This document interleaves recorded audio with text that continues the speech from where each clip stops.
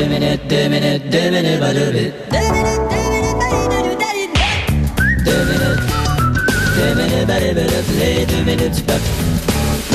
y a des émissions d'information sur absolument tout. Il y en a même une qui vous dit comment faire votre épicerie.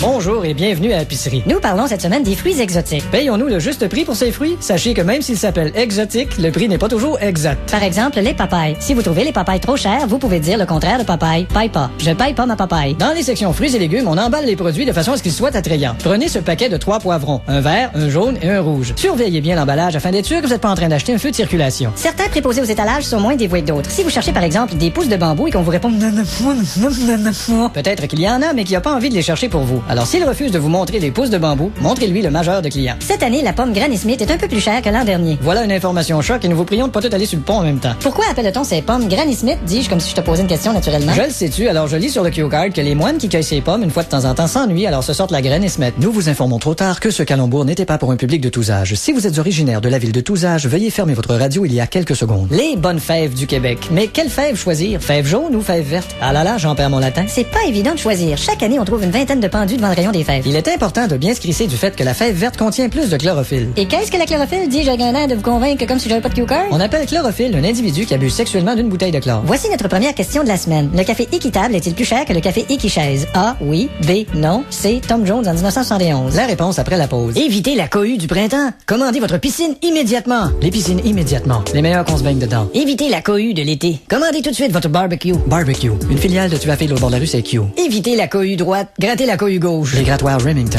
Évitez la cohue. On est de retour et la réponse à notre question du café équitable avant la pause était D, pas de tes affaires. Nous sommes en route avec notre camion qu'on regarde jamais en avant quand on conduit, fait que le monde se demande si le camion est en studio, qu'on a ajouté des effets de poteau qui passent aussi, à un moment donné, on va se péter à la gueule vers une grande surface de banlieue. Nous sommes dans le supermarché à l'extrémité d'une allée et nous essayons de lire l'affiche du milieu de l'allée qui indique ce qu'il y a dans l'allée. Comme trop souvent, c'est écrit trop petit. J'essaie de lire.